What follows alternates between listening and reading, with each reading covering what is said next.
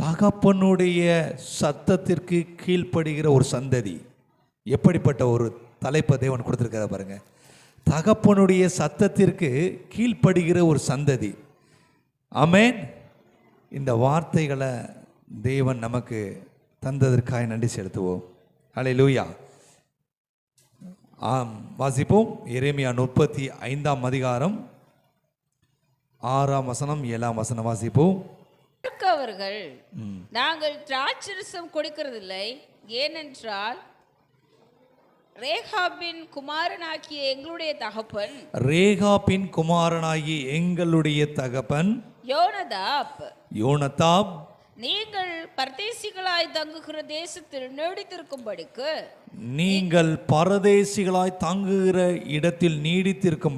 நீங்களும் உங்கள் பிள்ளைகளும் என்னென்றைக்கும் திராட்சரசம் குடியாமலும் வீட்டை கட்டாமலும் விதையை விதைக்காமலும் திராட்சை தோட்டத்தை நாட்டாமலும் அதை கையாளாமலும் உங்களுடைய எல்லா நாட்களிலும் கூடாரங்களிலே குடியிருப்பீர்களாக என்று எங்களுக்கு கட்டளையிட்டார். ஆமென். இந்த தகப்பனாகிய யோனதாபின் வார்த்தைக்கு அப்படியே கீழ்ப்படுகிற ஒரு சந்ததியாக நாம் இந்த ரேகாப் வம்சத்தை பார்க்கிறோம். இந்த ரேகாப் வம்சம் என்று சொல்லப்படுகிறவர்கள் யார் என்று வேதத்திலே நாம் வாசிப்போம்.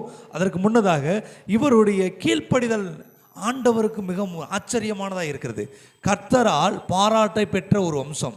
கர்த்தரே இவர்களுடைய விசுவாசத்தை புடமிட்டு இவர்களுடைய மேன்மையை நிலைக்க பண்ணுகிறார் என்று வேதம் சொல்லுகிறது. யோசித்து பாருங்களேன். உலக பிரகாரமாக தன் தகப்பனுடைய வார்த்தைக்கு செவி சாய்க்கிற பிள்ளைகளுக்கு தேவன் வைத்திருக்கிற ஆசீர்வாதத்திற்கு அளவில்லை. சில நேரம் நம்ம பிள்ளைகள் சொல்லுவோம், என் பேச்சை கேட்டால் தான் உனக்கு சொத்து கொடுப்பேன், என் பேச்சின்படி நடந்தால் தான் உனக்கு எல்லா ஒரு நன்மையும் தருவேன்னு சொல்லுவாங்க. விளையாட்டல்ல, நிஜத்திற்குமே இன்றைக்கும் அப்படித்தான் நடந்து கொண்டு இருக்கிறது. ஆனால் உன்னதமான தேவனுடைய வார்த்தைக்கு நாம் கீழ்ப்படிய போது அதிலும் மேலான ஆசீர்வாதத்தை நாம் சுதந்திரிக்க முடியும்.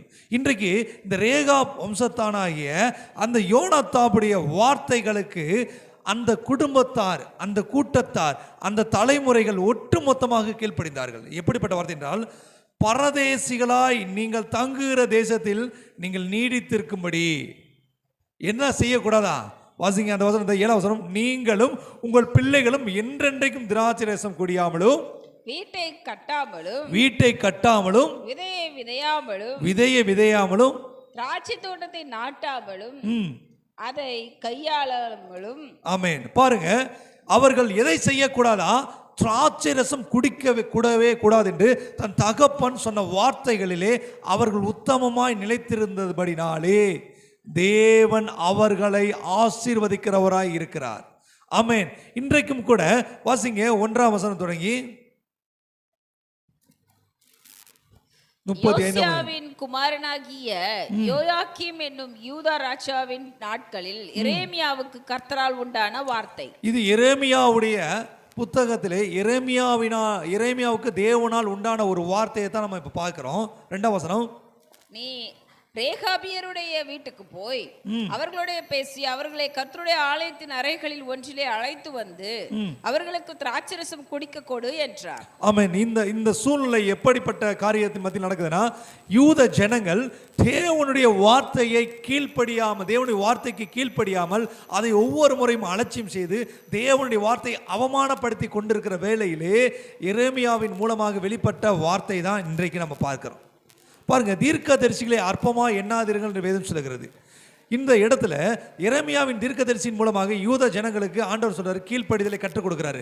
ஆனால் அந்த ஜனங்களோ வணங்கா கழுத்துள்ளவர்களாக இருந்து தேவனுடைய வார்த்தைக்கு கீழ்ப்படியாமல் தேவனுடைய சத்தத்திற்கும் எதிராக நின்று தேவனை முறுமுறுத்து கொண்டிருந்தார்கள்.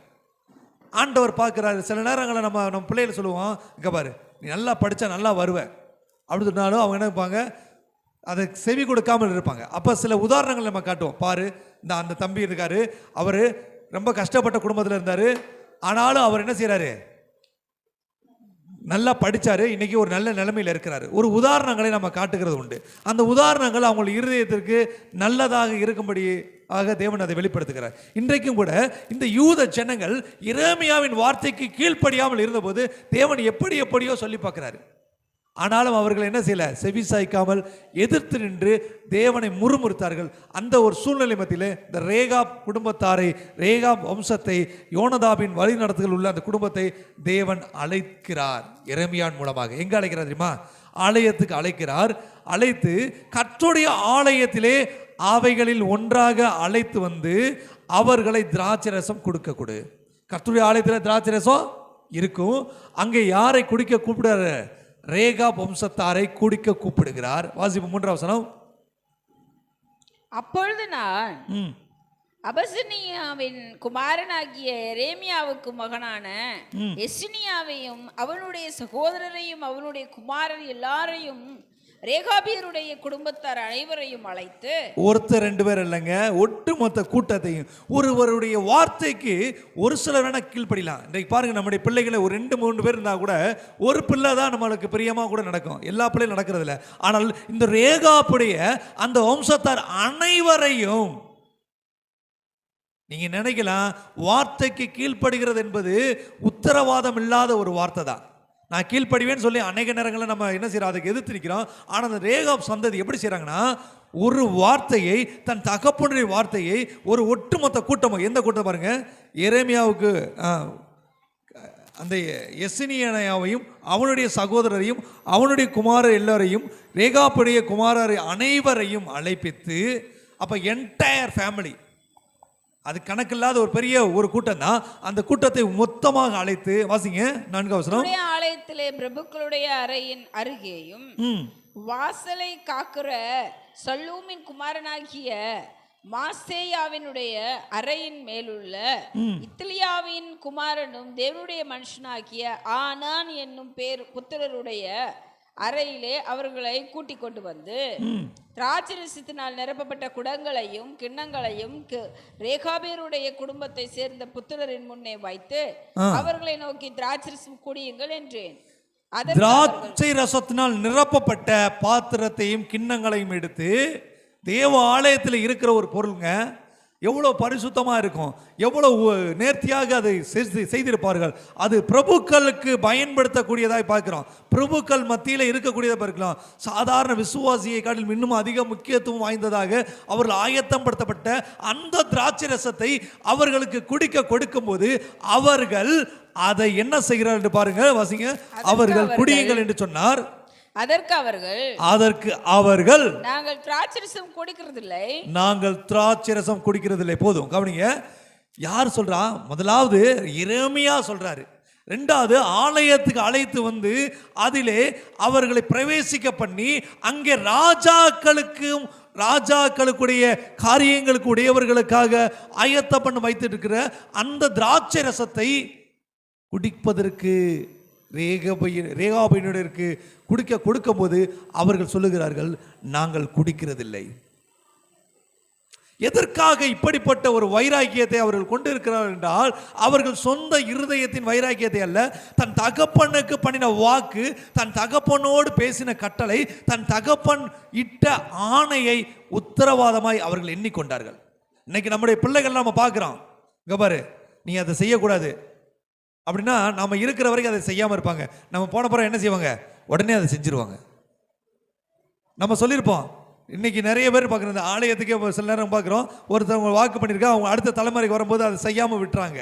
இப்படி எத்தனையோ பேர் தன் தகப்பனுடைய வார்த்தைகளுக்கு செவி கொடாமல் தன் தகப்பன் இருக்கிற போதே அதை புறக்கணித்து வாழுகிற ஒரு மனிதர்களை பார்க்கலாம். இன்னைக்கு கிறிஸ்துவின் அன்பை நம்ம பெற்றுக்கொண்டவர்களாக இருந்த போதும் தேவனுடைய சத்தத்துக்கும் சித்தத்துக்கும் செவி கொடுக்காம நம்ம அநேக நேரங்களில் விழுந்து போகிறோம். திரும்பவும் ஆண்டவர்கிட்ட போய், ஆண்டவரே ஒரு விஷயம் மன்னிங்கன்னு கேட்குறோம்.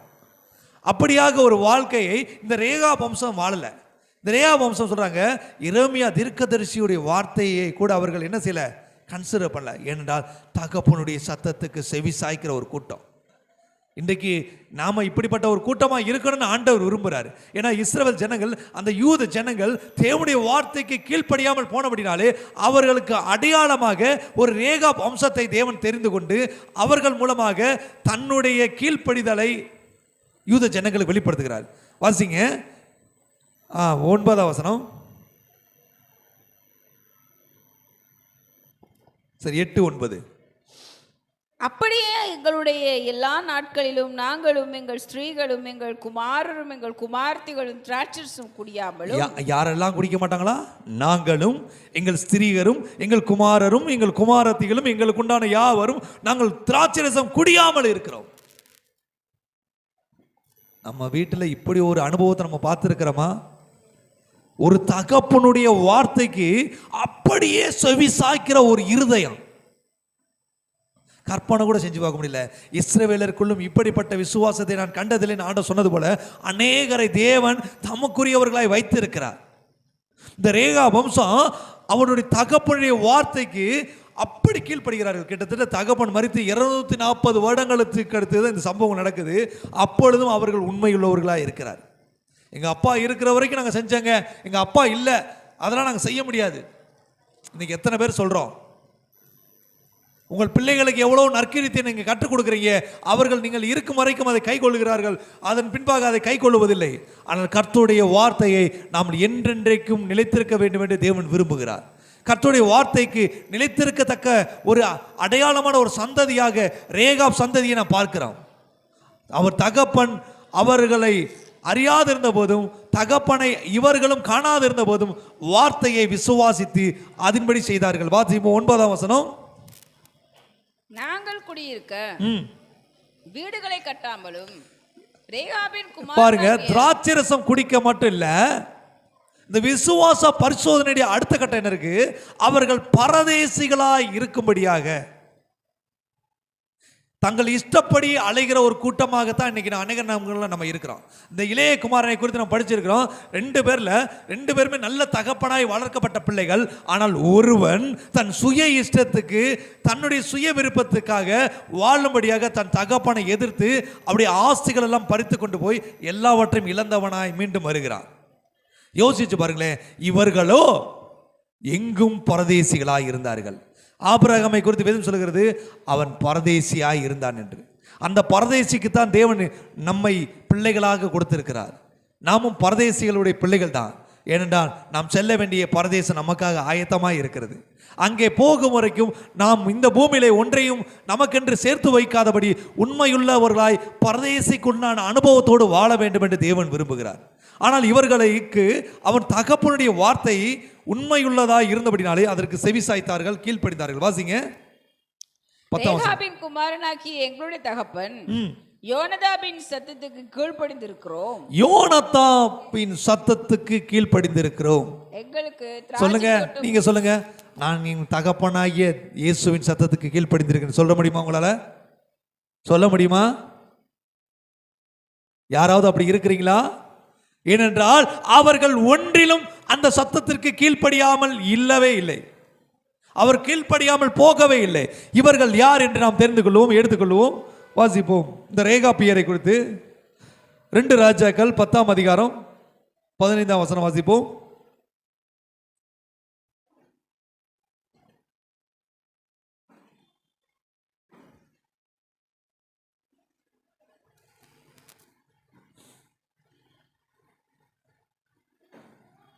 அவன் அவிடம் விட்டு புறப்பட்ட போது தனக்கு எதிர்பட்ட இந்த சம்பவம் எரேமியா வாசிக்கிறது யூத தேசத்துல வாசிக்கிறாரு.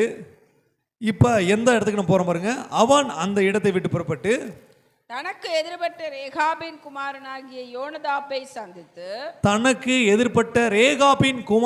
யோனதாபை சந்தித்து அவனை உபசரித்து என் இருதயம் உன் இருதயத்தோட செம்மையா இருக்கிறது போல உன் இருதயம் செம்மையா இருக்கிறதா என்று கேட்டான். பாருங்க, இதை யாரு காரியம் கேட்கணும்? யெகூ. இஸ்ரவேல் தேசத்திலே இருக்கக்கூடிய நம்ம நேரத்திலே யெகூவானவர் அங்க ரேகாபுனுடைய தகப்பனாகிய யோனதாபை சந்தித்து அவர் என்ன கேட்கிறாரு? என் இருதயம் உன் இருதயம் ஒருமனப்பட்டு இருக்கிறதா? எதற்காக ஒருமனப்பட்டு இருக்கிறார்கள்? எதற்காக இந்த ஒருமனத்தின் ஆவியை அங்கு எதிர்பார்க்கிறார் என்றால், இஸ்ரவேல் தேசம் முழுவதும் ஆகாப்பின் ஆளுகை நாட்களிலே பாகால்களுக்கு முக்கியத்துவம் கொடுத்து தேசம் முழுவதும் அருவருப்பினால் நிரப்பப்பட்டிருக்கிறது.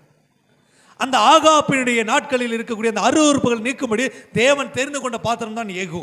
இந்த யெகூவுக்கு தேவன் ஒத்தாசையாக தேவனுடைய கரமாக இருக்கக்கூடிய ஒரு நபர் தான் இந்த யோனதாப்.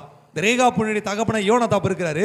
நாம் இருவருடைய இருதயம் ஒருமித்து இருக்கிறது என்றால் உன் கையை எனக்கு தா என்று கேட்கிறார். வாசிங்க அந்த வசனம் திருப்பி பாதிருந்து.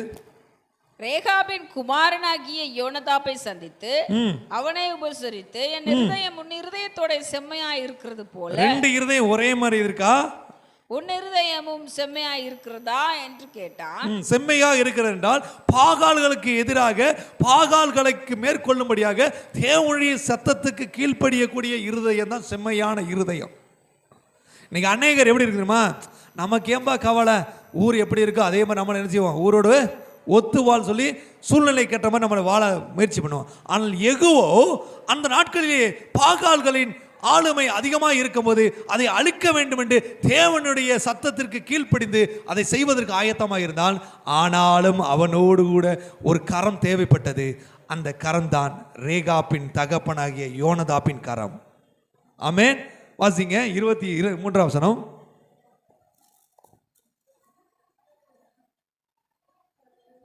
பின்பு யெகூ ரேகாபின் குமாரனாகிய யோனதாபோடும் கூட பாகாலின் கோயிலுக்குள் பிரவேசித்து பாகாலின் பணிவிடைக்காரரை. அதுக்கு முன்னாடி சில சம்பவங்கள் இருக்கு, அந்த வசனங்களை வாசிக்கணும், நான் சொல்றேன் காரியங்களை. அப்ப அந்த தேசம் முழுவதற்கு பாகால்களை எல்லாவற்றையும் பாகால்களை வணங்குகிற எல்லாரையும் யெகூ என்ன செய்யற, ஒரு அழைப்பு விடுக்கிறாரு. நீங்கள் எல்லோரும் பாகாலின் கோயிலுக்குள்ளே வாருங்க. அந்த கோயில்கள் நாம் எல்லோரும் பாகால்களை ஆராதிக்கும்படி பாகால்களை வணங்கும்படி நாம் ஒருமித்து கூடியிருப்போம் என்று தந்திரமாய் பேசி அவர்களை அழைப்பித்தான். இதை கேட்ட உடனே தேசத்தில் இருக்க ஒட்டுமொத்த பாகால்களை ஆராதிக்கிற ஜனங்கள் முழுவதும் அந்த கோயில்களில் கூடினார்கள். அங்கே யெகூ சொல்லுகிறார், இங்கே கர்த்தரை ஆராதிக்கிற ஆசாரிகள் யாரேனும் இருப்பீர்களா என்று கவனித்து பாருங்கள், இருந்தால் அவர்கள் வெளியேற்றுங்கள் என்று சொல்கிறார். ஏனென்றால் அங்கே யாரை கூட்டி வர வேண்டும் என்று தேவனை கூட்டி அழைத்திருக்கிறார், பாகால்களை ஆராதிக்கிறவர்களை மொத்தமாக கூடி வர. அப்படி கூடி வரும்போது அவர்கள் மொத்தமாக அந்த ஆலயத்துக்குள்ளே பாகால்களை ஆராதிக்கிற அந்த ஆலயத்துக்குள்ளே வந்திருக்கிறார்கள். அந்த சமயத்தில் இந்த வசனம் வாசிங்க, 23 வசனம் திருப்பி வாசிங்க. பின்பு யெகூ ரேகாபின் குமாரனாகிய யோனதாபோடு கூட பாகாலின் கோயிலுக்கு பிரவேசித்து பாகால் கோயிலுக்குள்ள யாருக்கா, பாகால்களை வணங்குகிற பாகால்களை தெய்வமாக கொண்டு வந்து ஒரு பெரிய திரள் கூட்டம் இருக்கு. இப்ப யெகூவோ ரேகாபின் தகப்பனாய் யோனதாப் என்ன செய்றாங்க, உள்ள போறாங்க. எதுக்கு போறாங்க? இவங்களை சேர்ந்து வணங்குறதுக்கு இல்ல, இவர்கள் தேவனுடைய திட்டத்தை நிறைவேற்றுவதற்காக, தேவனுடைய சித்தத்தை நிறைவேற்றுவதற்காக அவர்கள் இணைந்து அங்கே கரம் பிடித்து போகிறார்கள். யெகூக்கு ஒரு ஆள் தேவைப்பட்டார். அவர் பேர் என்னது? யோனதாப். அவர் ரேகாபின் வம்சத்தின் வழி வந்தவர். வாசிங்க. பாகாலின் ஊழியக்காரரை அல்லாமல் கர்த்தரின் ஊழியக்காரரின் ஒருவரும் இங்கே உங்களோடு இராதபடிக்கு திட்டமாய் பாருங்கள் என்றான். என்ன பாருங்க, ஒருத்தரும் கர்த்தருடைய ஊழியக்காரங்க இருக்கக்கூடாது, என்னை கொலை செய்யப்பட வேண்டிய ஒரு மனிதனையும் தேவன் விட்டு விடுகிறார் அல்ல.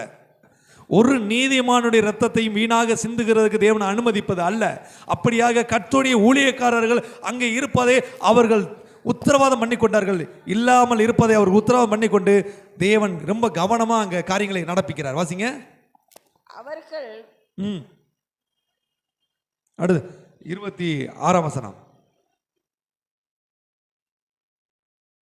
பாகால் கோவில் விக்கிரகங்களை வெளியே எடுத்து வந்து அவைகளை தீ கொளுத்தி பாகாலின் சிலையை தகர்த்து. இவங்க என்ன செய்யறாங்க? பாகால் கும்பிடுகிற அந்த மனிதர்களை முற்றிலும் வெற்றி போட்டு பாகால் கோயில்களை இடித்து பாகால் சிலைகளை தீ வைத்து எரித்து 27, 28, 29 இந்நாள் வரைக்கும் இருக்கிறது போல மலஜாதி இடமாக்கினார்.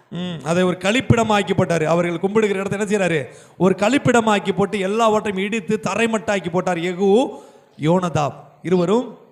இப்படியே யெகூ பாகாலை இஸ்ரவேலில் இராதபடிக்கு அழித்து போட்டான். ஆனாலும் பெத்தேலிலும் தானிலும் வைத்த பொற்கட்டு குட்டிகளால் இஸ்ரவேலை பாவம் செய்ய பண்ணின நேபாத்தின் குமாரனாகிய யெரொபியாமின் பாவங்களை யெகூ விட்டு விலகவில்லை. 30 வசனம். கர்த்தர் யெகூவை நோக்கி, இப்ப யெகூ என்ன செஞ்சாரு? பாகால்களுக்கு விரோதமாக, பாகாலுடைய காரியங்கள் விரோதமாக இருந்து அந்த தேசத்தில் இருக்கக்கூடிய எல்லா பாகால்களையும் அழித்தார். அங்கே இருக்கக்கூடிய சிலைகளை அழித்தார். ஆனால் யெகூவுக்கு துணையாக தேவன் யாரை தந்தார்? ரேகாபின் தகப்பனாகிய யோனதாப்பை தந்தார். இந்த யோனதாப்பை தேவன் அங்கே கனப்படுத்தும்படியாக மறைத்து வைத்திருந்தால் இப்போ யெகூவுக்கு என்ன நடக்குது பார்ப்போம். கர்த்தர் யெகோவை நோக்கி, கர்த்தர் யெகோவை நோக்கி, என் பார்வைக்கு செம்மையானதை நீ நன்றாய் செய்தாய், என் பார்வைக்கு செம்மையானதை நீ நன்றாய் செய்தாய், என் இருதயத்தில் இருந்தபடியெல்லாம் ஆகாபின் குடும்பத்துக்கு செய்தபடியினால், ஆமென், தன் ஆண்டோட இருதயத்தில் இருந்தபடியெல்லாம் யெகூ செய்தபடினால், உன் குமாரர் இஸ்ரவேலுடைய சிங்காசனத்தின் மேல் 4 தலைமுறையாக வீற்றிருப்பார்கள் என்றார். ஆமென். உன் குமாரர் இஸ்ரவேல் சந்ததியில் 4 தலைமுறை விட்டிருப்பார்கள். இப்படி நீ யாருக்கு ஆண்டவர் வாக்கு கொடுத்துட்டாரு?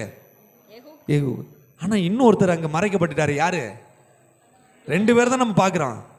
அதுல இன்னொருத்தர் பேர் அங்க இருக்கணும்ல. யாரோட பேர் இருந்திருக்கணும்? யோனதாப். யோனதாப் பேர் அங்க இல்லையே. ஆனால் யோனதாபும் யெகூவும் 2 பேரும் இணைந்து தான் அதை செய்தார்கள் என்று வேதம் சொல்லுகிறது. சில நேரங்களிலே நம்முடைய காரியங்கள் மறைக்கப்பட்டிருக்கலாம், ஆனால் அவைகள் மறுக்கப்படுவதில்லை. நிச்சயமாய் ஒரு நாள் அது நிறைவேறியே தீரும். அந்த ரேகாப்பின் சந்ததியை, யோனதாப்பின் பிள்ளைகளைத்தான் இப்பொழுது நாம் பார்த்து கொண்டிருக்கிறோம். வாசிங்க, யாத்ராகமம் 20ஆம் அதிகாரம் 16 வசனத்தில் ஒரு வசனத்தை நான் சொல்லிடுறேன், நீங்க எடுக்க வேணாம். உன் நாட்கள் நீடித்திருக்கும்படி, நீ இருக்கிற தேசத்திலே உன் நாட்கள் நீடித்திருக்கும்படி உன் தகப்பனையும் உன் தாயையும் கனம் பண்ணுவாயான்னு சொல்லக்கூடிய ஒரு வார்த்தை இருக்கு. நம்ம இருக்கிற இடத்துல நம்ம நல்லபடியா இருக்கணும்னா நம்முடைய தகப்பனையும் தாயையும் அங்கே என்ன செய்யணும்? கனம் பண்ணணும். அப்படி இருக்கும்போது தான் நம்ம இருக்கிற இடத்துல நம்மளால் நிலைத்து இருக்க முடியும். வாசிப்போம்.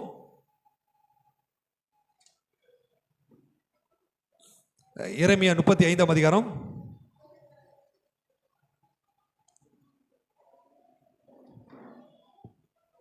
ஹல்லேலூயா. 13ஆம் வசனம்.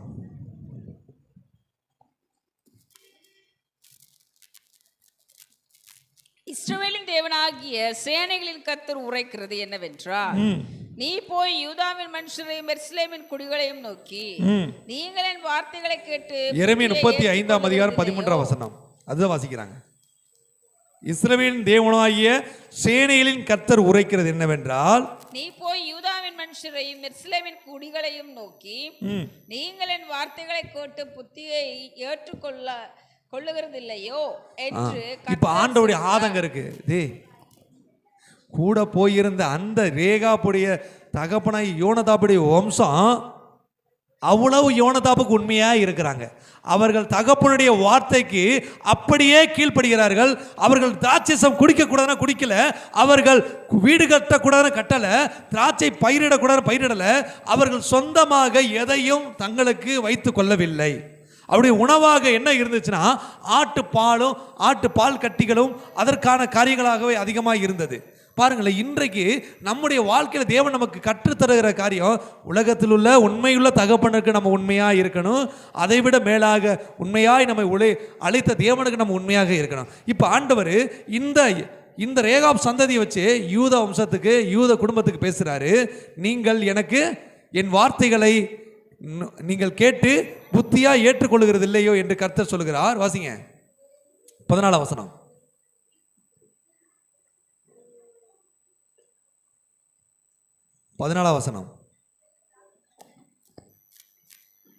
திராட்சரசம் குடியாதபடிக்கு ரேகாபின் குமாரனாகி யோனதாப் தன் புத்திரருக்கு கட்டளையிட்ட வார்த்தைகள் கை கொள்ளப்பட்டு வருகிறது.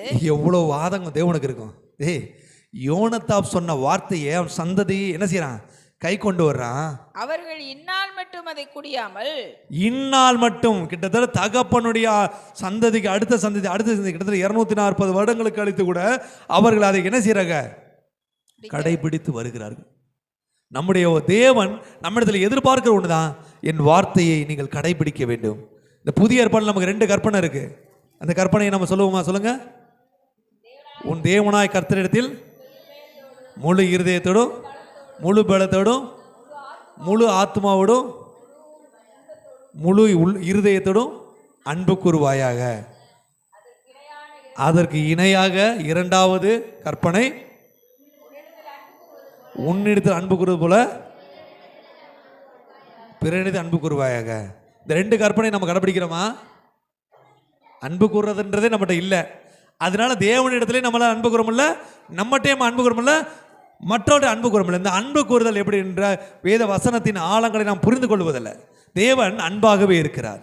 அந்த ரேகாப்பின் சந்ததியாகிய யோனதாப்பின் வார்த்தைகளுக்கு அவர்கள் கீழ்ப்பட்டிருந்தார்கள். கட்டளையை அதை கடைபிடித்தார்கள். ஒரு நாளும் அதை விட்டு அவர்கள் விலகவில்லை. இப்போ ஆண்டவர் எவ்வளோ ஆதங்கம் இருக்கும். ஒரு மனுஷனுடைய வார்த்தைக்கு இவ்வளவு உண்மையா இருக்கிற சந்ததியை பார்த்து ஆண்டவரே ஆச்சரியப்படுறாரு. இன்னைக்கு நாமளும் பல நேரங்களில் உலகத்தானுடைய சில பிள்ளைகளை பார்க்கும்போது அந்த பிள்ளைய பாருங்க, எப்படி பாருங்க அப்பாவோட பேச்சை கேட்குது. நீ தான் ஆலயத்துக்கு வர்ற, நீனு தான் ஆண்டவர் பிள்ளைன்னு சொல்கிற, ஆலயத்துக்குள்ள வந்து விளாண்டுக்கிட்டு இருக்க, ஆலயத்துக்குள்ள வந்து பேசிக்கிட்டு இருக்க, தேவனுடைய சத்தத்துக்கு கீழ்ப்படுகிறதே இல்லை, ஆலயத்துக்கே வர்றது கிடையாது, இப்படி சொல்லி நம்ம புலம்பிக்கிட்டு இருக்கோம். ஆனால் அவங்க உருகி அவன் நம்புகிற கடவுளுக்கு அவன் உண்மையாக இருக்கிறான், அவன் தகப்பனுக்கு கீழ்ப்படுகிறான். ஆனால் உண்மையுள்ள சந்ததியாக தேவனால் பாராட்டை பெற்ற இந்த ரேகாபின் சந்ததியை நாம் நினைவு கூறும்படி தேவன் இன்றைக்கு நம்மோடு பேசி கொண்டிருக்கிறார். யாருக்கெல்லாம் இப்படி ஒரு நல்ல ஒரு தலைமுறையாக வாழணும் ஆசை, ரேகாபின் சந்ததியை போல. ஆமென். அப்படியாக தேவன் நம்மையும் அவருக்கு பிள்ளைகளாக இருக்க விரும்புகிறார். வாசிங்க அந்த வசனத்தை தொடர்ந்து 14 வசனம் திருப்பி வாசிங்க. ராட்சரசம் குடியாதபடிக்கு ரேகாபின் குமாரனாகிய யோன்தாப் தன் புத்திரருக்கு கட்டளையிட்ட வார்த்தைகள் கை கொள்ளப்பட்டு வருகிறது. நீங்க உங்க பிள்ளைக்கு இன்னைக்கு ஒரு கட்டளை கொடுங்க, அதை கை கொள்றாங்களா பார்ப்போம். அவர்கள் இந்நாள் மட்டும் அதை குடியாமலும் தங்கள் தகப்பனுடைய கட்டளைகளுக்கு கீழ்ப்படுகிறார்கள். தங்கள் தகப்பனுடைய கட்டளைக்கு கீழ்ப்படுகிறார்கள். ஆனாலும் நான் உங்களுக்கு ஏற்கனவே சொல்லி கேட்டுக்கொண்டபடி நான் உங்களுக்கு ஏற்கனவே சொல்லிக் கொண்டே இருந்தும் எனக்கு கீழ்ப்படியாமல் போனீர்கள். ஆண்டவருடைய ஏக்கம் எப்படிப்பட்டதா இருக்கு. இந்த ஏக்கத்தை நம்மளால் நிவர்த்தி செய்யவே முடியல. ஒரு சின்ன கூட்டம் தேவன் தகப்பனுடைய வார்த்தைக்கு அவ்வளோ முக்கியத்துவம் கொடுத்து ஒரு திரள் கூட்டமாக இருக்கக்கூடிய நாம தேவனுடைய வார்த்தைக்கு செவி சாய்க்கிறதே கிடையாது. அப்படி ஏக்கமில்ல. அதான் உணர்வுள்ள இருதயம் உள்ளவன் உண்டோ என்று. எதற்காக உணர்வுள்ள இருதயம்? கர்த்தரை உண்மையாய் தேடுகிற உணர்வுள்ள இருதயம் உள்ளவன் உண்டோ என்று கர்த்தர் வானத்திலிருந்து மனுபுத்திரனை கண்ணோக்கினார், ஒருவனும் இல்லை, ஒருவனாகிலும் இல்லை. அவ்வளோ வேதனையான ஒரு விஷயம். இன்றைக்கும் ஆண்டவர் அப்படி சத்தத்துக்கு கீழ்ப்படுகிற ஒரு இருதயம் உள்ள பிள்ளைகளாக நாம் இருக்க வேண்டும் என்று விரும்புகிறார். ஒரு ரேகாபியரை கம்பேர் பண்ணி தேவன் நம்மோடு பேசி கொண்டிருக்கிறார். அவர்கள் யார்? அவர்கள் தேவனுடைய ராஜ்யத்திற்காக தங்கள் கரங்களை கொடுத்தவர்கள். அவர்கள் புரஜாதியானவர்கள், அவர்கள் மீதியானியர் வம்சத்தை சேர்ந்தவர்கள். அவர்கள் கர்த்தருடையவர்கள் அல்ல, ஆனாலும் கர்த்தருடைய சத்தத்துக்கு செவி சாய்த்து கொண்டிருந்தவர்கள். யோசித்து பாருங்க. காதுள்ளவன் கேட்கிறவன் வேதம் சொல்லுகிறது. அவருடைய சத்தத்துக்கு கீழ்ப்படியக்கூடிய இருதயம் நம்மகிட்ட இல்லை, வணங்கா கழுத்துள்ளவர்களாக இருக்கிறோம். வாசிங்க தானியேல் 1ஆம் அதிகாரம் 8ஆம் வசனம்.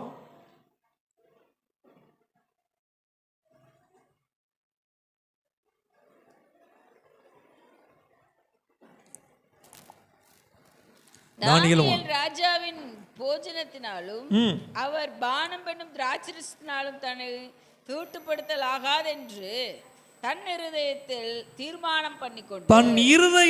தீர்மானித்துக் கொள்ளுகிற ஒரு அனுபவத்தை நம்ம பெற்றுக்கொள்ளணும்.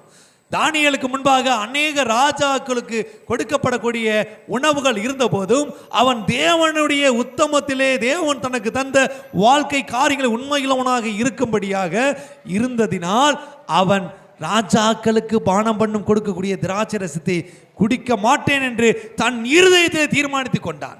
நீங்களும் இன்றைக்கு அதைத்தான் தீர்மானிக்கணும். ஆண்டவரே, உலகம் என்னை கலங்கப்படுத்தலாம், உலகம் என்னை கலகப்படுத்த முயற்சிக்கலாம், ஆனால் நான் உமக்கு உண்மையாய் வாழ்வேன் என்று நீங்கள் உங்கள் இருதயத்தில் தீர்மானித்துக் கொள்ள வேண்டும்.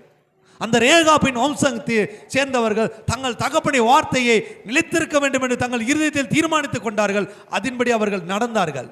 நீங்கள் இன்றைக்கு சொல்லுங்க, ஆண்டவரே, நான் உமக்கு பிரியமாக வாழணும், உம்முடைய கட்டளைகளை உம்முடைய கற்பனைகளை கைகொள்ள உங்கள் இருதயத்திலே நீங்கள் தீர்மானித்துக் கொள்ளுங்கள்.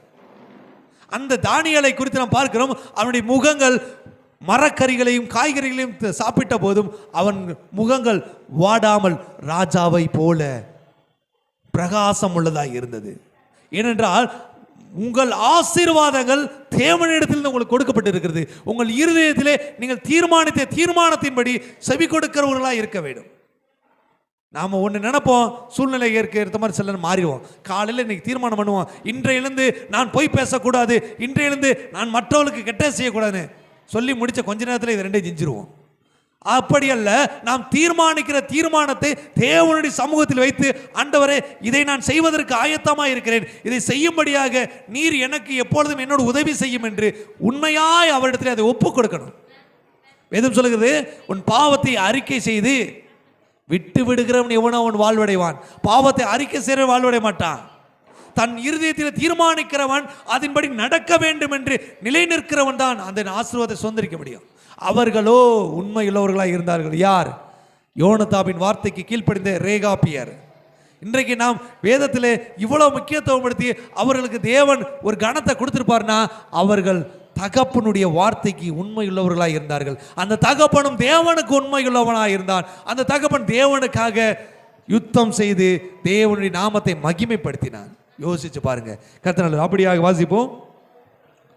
இந்த இந்த திராட்சை ரசத்தோட இம்பார்ட்டன்ஸ் என்ன? ஏன் இந்த திராட்சை ரசத்தை குடிக்க வேணாம் அப்படின்னா நீங்க வாசிங்க நீதிமொழிகள் 31:6 எடுக்க வேண்டாம், நான் கூட வாசிக்கிறேன். மடிந்து போகிறவனுக்கு மதுபானத்தையும் மனம் கசந்தனுக்கு திராட்சை ரசத்தையும் கொடுங்கள். இந்த மடிந்து போகிறவன் மதுபானத்தை குடிச்சு சாகட்டும், எங்கிட்ட அது நிம்மதியை போட்டும். இந்த மனம் கசந்தன் என்றால் வேதனையோடு இருக்கிறவன், வேதனையின் மத்தியிலே தன்னுடைய இருதயத்திலே பயணித்து கொண்டிருக்கிறவன் அந்த திராட்சை ரசத்தை குடிக்கும்போது அவன் இருதயத்தில் ஒரு கிளர்ச்சி உண்டாகி அவன் அதனாலே மீண்டும் மீண்டும் என்ன செய்யக்கூடிய ஒரு தெளிர்ச்சியை பெறுவதற்கு ஒரு வாய்ப்பை உருவாக்க திராட்சை ரசம்.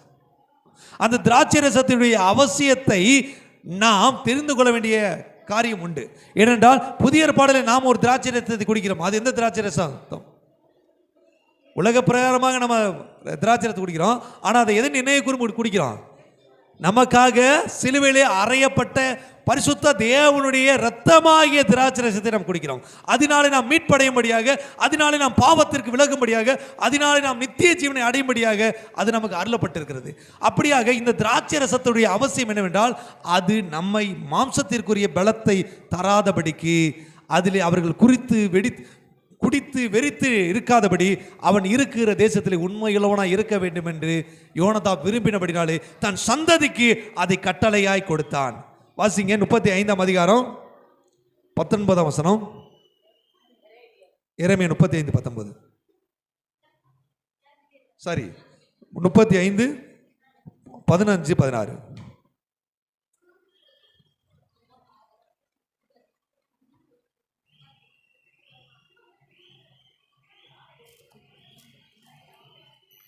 நீங்கள் அந்நிய தேவர்களை சேவிக்கும்படி. இந்த காரியம் நம்ம எதுக்கு சொல்றோம்? யூத, அதாவது கம்பாரிசன், யூத ஜனங்களுக்கும் ரேகாப் ஜனங்களுக்கும் இந்த வசனம் இந்த அதிகாரத்தில் கம்பாரிசன் நடக்குது. இப்போ நமக்கும் மற்ற ஜனங்களுக்கும் இந்த கம்பாரிசன் ஆண்டவர் வச்சிருக்கிறாரு.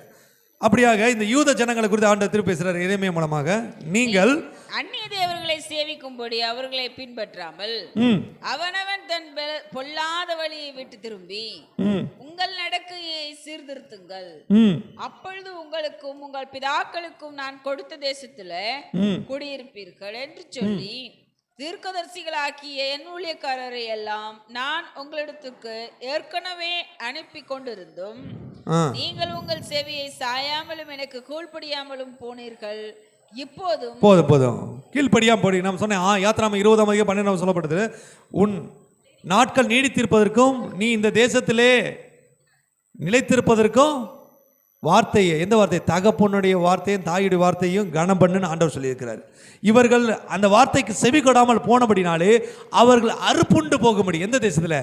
அவர்கள் இருக்கிற அந்த இஸ்ரவேல் தேசத்திலே, அந்த யூத தேசத்திலே அவர்கள் மொத்தமாக அழிக்கப்படும்படியான ஒரு சூழ்நிலை இருக்கிறது. அந்த நேரத்தில் ஆண்டவருடைய வார்த்தை இப்படியாக எரேமியாவின் மூலமாக அந்த ஜனங்களுக்கு அறிவிக்கப்படுகிறது. ஆனாலும் அவர்கள் செவி கொடாமல் போனார்கள். வாசிங்க 15:16. இப்போதும் ரேகாபின் குமாரனாகிய யோனதாபின் புத்திரர் தங்கள் தகப்பன் தங்களுக்கு கட்டளையிட்ட கற்பனைகளை கை கொண்டிருக்கும் போது பாருங்க, நீங்க கை கொள்ளல, ஆனால் ரேகாபின் குடும்பத்தானாகிய யோனதாபின் வம்சத்தார் அதை கை கொண்டிருக்கிறார்கள். இந்த ஜனங்கள் எனக்கு கீழ்ப்படியாமற் போனபடினாலும் இதோ நான் அவர்களிடத்தில் பேசியும் அவர்கள் கேளாமலும் நான் அவர்களை நோக்கி கூப்பிட்டும் அவர்கள் மறு உத்தரவு கொடாமலும் போனபடினாலும் யூதாவின் மேலும் எருசலேமின் குடிகள் எல்லார் மேலும் நான் அவர்களுக்கு விரோதமாக சொன்ன எல்லா தீங்கையும் வரப்பண்ணுவேன். இப்ப அவர்கள் கீழ்ப்படியாம என்ன வருது? தீங்கு அவர்களுக்கு வந்து நிறைவேறி கொண்டிருக்கிறது. இந்த சூழ்நிலை மத்தியில் தான் நம்ம இந்த வார்த்தையை பார்க்குறோம். இப்போ இந்த ரேகாப் குடும்பத்தோட இம்பார்ட்டன்ஸ் என்னது? தகப்பனுடைய வார்த்தையை கீழ்ப்படுகிற ஒரு அனுபவம். எந்த சூழ்நிலையில்? எப்பொழுதும் எங்கள் அப்பா பேச்ச கேட்பேன், ஆனாலும் அப்படின்னு நம்ம நிறைய நேரம் ஆரம்பிக்கிறோம். ஏனென்றால் நம்ம ஆனாலும் என்று சொல்லக்கூடிய வார்த்தையிலே சுயாதீனத்தின் வெளிப்பாடுகளை நம்ம பார்க்கிறோம். ஆனால் இந்த ரேகாப்பின் சந்ததிக்கு அப்படி ஒரு வார்த்தை கிடையாது. இதை செய்யக்கூடாதுன்னா செய்யக்கூடாது, இதுக்கு கீழ்ப்படிவோம்னா அப்படியே கீழ்ப்படிவோம். அப்படிப்பட்ட ஒரு அனுபவத்தோடு தான் இதை நான் வாசிக்கிறேன். வாசிங்க 18-19.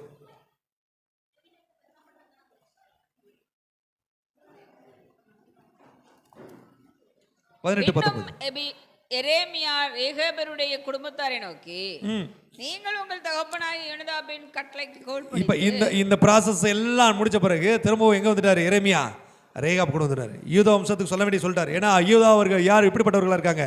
கீழ்ப்படியாமல் செவி திணறுள்ளவர்களாய், தேவனுக்கு எதிர்த்து நிற்கிறவர்களாய், தேவனுடைய சத்தத்திற்கு கீழ்ப்படியாதவர்களாக இருக்கிறார்கள். இப்போ இவங்களுக்கு உண்டான ஆசீர்வாதம் போல அவங்களுக்கு என்ன கிடைச்சிச்சு? தீங்கு நடக்குது. ஆனால் எந்த நிலைமையிலும் எரேமியாவுடைய வார்த்தை வந்த போதும் ராஜாக்களுக்கு கொடுக்கக்கூடிய அந்த திராட்சை ரசங்களை அவர்களுக்கு முன்பாக குடங்களாகவும் கிண்ணங்களாகவும் கொடுத்த போதும் அவர்கள் சொல்லுகிற வார்த்தை, என் தகப்பன் கட்டளைக்கு நாங்கள் கீழ்ப்படிந்திருப்போம். இதை பார்த்து ஆண்டவர் ரொம்ப ஆச்சரியப்படுத்துறாரு. பின்னும் எரேமியா ரேகாபியருடைய குமாரரை நோக்கி, குடும்பத்தாரை நோக்கி, நீங்கள் உங்கள் தகப்பனாய் யோனதாபின் கட்டளைக்கு கீழ்ப்படிந்து அவனுடைய கற்பனைகளை எல்லாம் கைக்கொண்டு அவன் உங்களுக்கு கட்டளையிட்டபடி எல்லாம் செய்து வந்தீர்கள் என்று இஸ்ரவேலின் தேவனாகிய சேனைகளின் கர்த்தர் சொல்லுகிறார். ஆமென். ஸ்டேட்மெண்ட் யார் கொடுக்கணும் தெரியுமா? தேவன் கொடுக்கணும். நீ தாண்டா உண்மையா கீழ்ப்படுகிற பிள்ளை, நீ தாண்டா உன் தகப்பனுடைய வார்த்தையை உண்மையா செயல்படுத்துற பிள்ளை, உன்னை போல ஒரு பிள்ளை வேணும். ஆமென். ஆண்டவர் நம்மகிட்ட எப்படி எதிர்பார்க்கிறாரு? எப்போ ஒரு கம்பேரிசன் பாருங்களேன். தேவனையே நம்பிக்கொண்டிருக்கிற ஒரு கூட்டம், தேவனை சார்ந்து கொண்டிருக்கிற ஒரு கூட்டம். சார்ந்து கொண்டிருக்கிற கூட்டம் தேவைகளுக்காக அல்ல, தேவன் அவர் கொடுத்தாலும் சரி கொடுக்காம போனாலும் சரி அவரையே நம்பியிருப்பேன். அவர்கள் அந்த தேசத்திலே பரதேசிகளாக இருக்கிறாங்க. அவர்களுக்கு வீடு இல்லை, அவர்கள் கூடாரத்தை தங்கி இருக்கிறாங்க. அவர்களுக்கு நிலங்களிலே விதைகளை விதைத்து அதை பயிரிட்டு அதன் வழியாக அவர்கள் உணவு கொள்வதல்ல, அவர்கள் விலைகளாய் வாங்கி சாப்பிடுகிறாங்க. அவர்களுக்கு எந்த இடத்துலையும் தன் தகப்பனுடைய வார்த்தைக்கு எதிராக அவர்கள் செயல்பட்டதே கிடையாது. அப்படின்னு யார் சொல்றா? கர்த்தர் சொல்றாரு. இன்னைக்கு உங்களை என்னை பார்த்து ஆண்டவர் சொல்லணும், நீ என் நேசகுமாரத்தி, நீ என் நேசகுமாரன். இப்படி சொல்ல முடியுமா? இப்படி சொல்ற தகுந்த ஒரு வாழ்க்கை நம்மகிட்ட இருக்கா? கர்த்தர் எதிர்பார்க்கிறாரு. ஒரு உலக பிரகாரமாக ஒரு மாம்சத்திற்குரிய தகப்பனுடைய வார்த்தைக்கு செவி சாய்க்கிற அந்த யோனதாபின் குடும்பத்தாராகிய அந்த ரேகாபின் குடும்பத்தாரை கர்த்தர் ஆசீர்வதிக்கிறார், நினைவு கூறுகிறார். இப்ப நம்ம பார்த்தோம், எகுக்கு அங்க என்ன கொடுக்கப்பட்டுச்சு? எகுவை பார்த்தோம். எகுவும் யோனதாபும் சேர்ந்து பாகால்கள் தீர்க்கதரிசிகளையும் பாகால் கோயில்களையும் பாகால் விக்கிரகங்களையும் கொன்று போட்டதுனால எகுக்கு ஆண்டவர் ஒரு பெரிய ரிவார்டு கொடுத்தாரு. என்ன கொடுத்தாரு? 4 தலைமுறையாய் உன் சந்ததிகள் இஸ்ரவேல் தேசத்தை ஆளும் என்று சொன்னாரு. ஆனா அங்க ஒருத்தருக்கு சொல்லப்படலை. யாருக்கு? ரேகாப் தகப்பனா யோனதாப் சொல்லப்படல. ஐயோ, ஆண்டவர் மறந்துட்டாரா? ஆண்டவர் மறந்துடுவாரா? ஆண்டவர் கொடுக்காமல் இருப்பாரா? அவர் சொல்லியும் செய்யாதிருக்கிற தேவன் அல்ல, அவர் சொன்னபடி உயிர்த்தெழுந்த தேவன். அவர் உங்கள் கிரியைகளை அறிந்திருக்கிறார், உங்கள் உண்மைகளை அறிந்திருக்கிறார். உங்கள் நீதிக்கு தக்க நிச்சயமாய் உங்களுக்கு பலன் அளிப்பார். வாசிங்க 19வது வசனம். ஆதலால் சகல நாட்களிலும் எனக்கு முன்பாக எனக்கு முன்பாக நிற்கத்தக்க புருஷன், நிற்கிறதற்கு புருஷனும் ரேகாபின் குமாரனாகிய யோனதாபுக்கு இல்லாமல் போவதில்லை என்று. ஆமென். கரங்களை தட்டி கர்த்தரை நினைச்சுங்க. அல்லேலூயா. உன்னை இல்லாமல் செய்வேன் என்று சொன்னோர் முன் இடம் கொள்ளாமல் பெருக செய்யும் தேவன். அல்லேலூயா. பாருங்க, பரதேசியா இவர்களுக்கு வாழுகிற இவர்களுக்கு தேவன் சொல்றாரு, எனக்கு முன்பாக நிற்கிற ஒரு சந்ததி உனக்கு இல்லாமல் போவதில்லை. ஏகுக்கு 4 தலைமுறை தேவன் சொல்றார், தலைமுறை தலைமுறையாக நீ என்னை ஆராதித்துக் கொண்டிருப்பாய், தலைமுறை தலைமுறையாக உன் தலைமுறை நிலை நிற்கும். ஏனென்றால் தகப்பனுடைய வார்த்தையை உண்மையாய் கீழ்ப்படுகிற சந்ததி நீ. யோசிச்சு பாருங்க, இதை தேவனே சொல்றாருங்க. ஒரு மனுஷன் மூலமாக தேவனுடைய வார்த்தை இப்படியாக வெளிப்படுமானால் அவர்களுடைய உண்மையை நாம் அறிந்து கொள்ள வேண்டும். அவர்களுடைய தகப்பனுடைய கிரியைகளை அறிந்து கொள்ள வேண்டும். இந்த ரேகாபை குறித்து இன்னும் ஆழமா போய் சொன்னோம்னா இது எங்க ஆரம்பிச்சது பார்த்தீங்கன்னா, இவர்கள் மீதியானேர் சந்ததியாக சொல்லப்படுது. எனக்கு அதுக்கு சரியான ஆதாரம் என்னால் எடுக்க முடியல.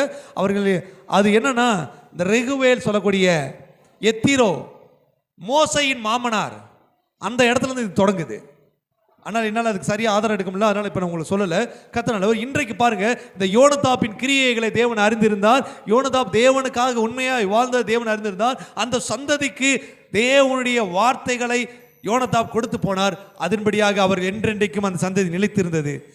இன்றைக்கு சொல்லுங்க, ஆண்டவரே நானும் உம்முடைய பிள்ளை தான். யூத ஜனங்கள் உமக்கு கீழ்ப்படியாமல் போனார்கள், இஸ்ரவேல் ஜனங்கள் உமக்கு எதிர்த்து நின்றார்கள்.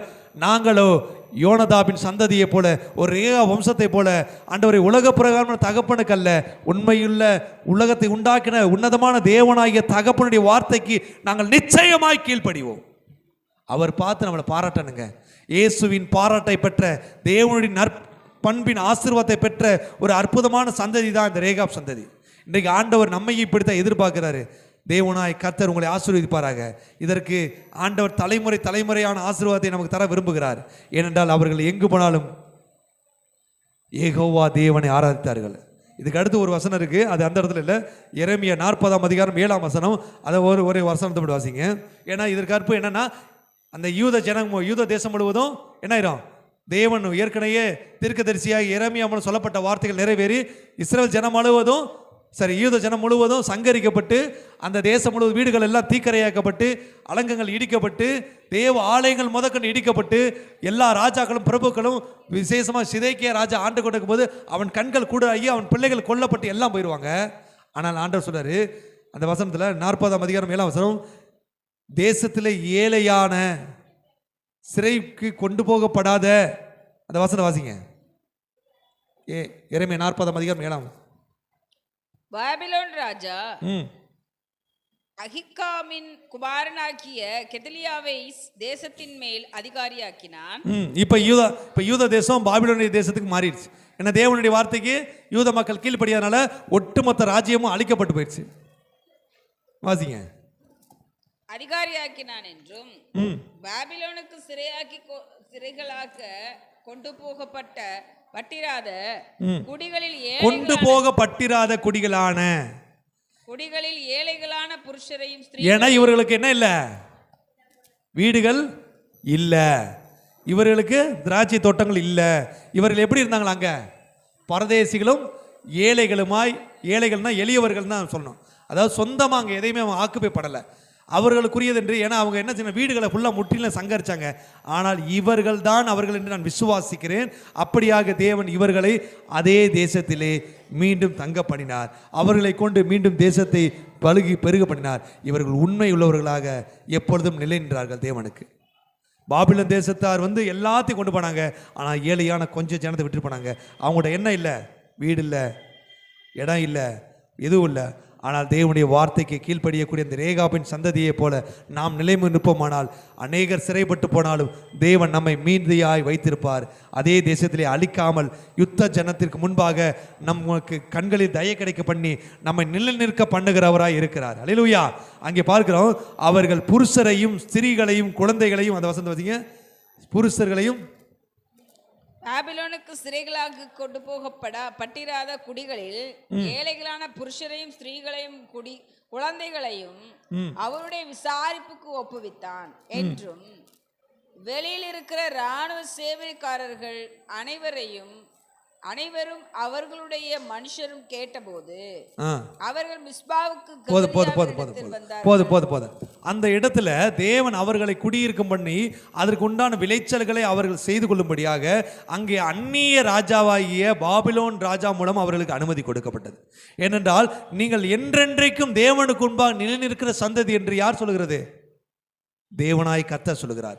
நாமும் கூட அவருடைய சத்தத்துக்கு கீழ்ப்படிந்து ஒரு தகப்பனுடைய வார்த்தைக்கு கீழ்ப்படுகிற ரேகாப்பை போல நாமும் தேவனுடைய சத்தத்துக்கு இன்று கீழ்ப்படிவோம். ஆண்டவர் சொல்லுகிறார், உங்கள் தலைமுறை ஒரு நாளும் அழிந்து போவதில்லை. அவருக்கு முன்பாக உண்மையுள்ள சந்ததியாக நீங்கள் நிலைநிற்பீர்கள் என்று இன்றைக்கு உங்களை ஆசீர்வதிக்கிறார். தேவனுடைய சத்தத்துக்கு கீழ்ப்படுகிற சந்ததியாய் நீங்கள் இருக்கும்போது இந்த ஒட்டுமொத்த ஆசீர்வாதமும் என்றென்றையும் உங்கள் வாழ்வில் நிலைநிற்கும். வேதம் சொல்கிறது, தாவீதின் சிங்காசனம் நிலைநிற்கும் என்று ஆண்டவர் சொன்னார். இன்றைய வரைக்கும் நிலைநிறுத்தி கொண்டிருக்கிறார். நிச்சயமாக அப்படி சத்தத்துக்கு கீழ்ப்படுகிற உங்கள் தலைமுறையின் ஆசீர்வாதத்தை ஆண்டவர் நிலைக்க பண்ணுவார். உங்கள் தலைமுறையின் ஆசீர்வாதம் ஒரு நாளும் குறைவில்லாத இருக்கும். எழுந்திருப்போம். கர்த்தர் தாமே உங்களை ஆசீர்வதிப்பாராக.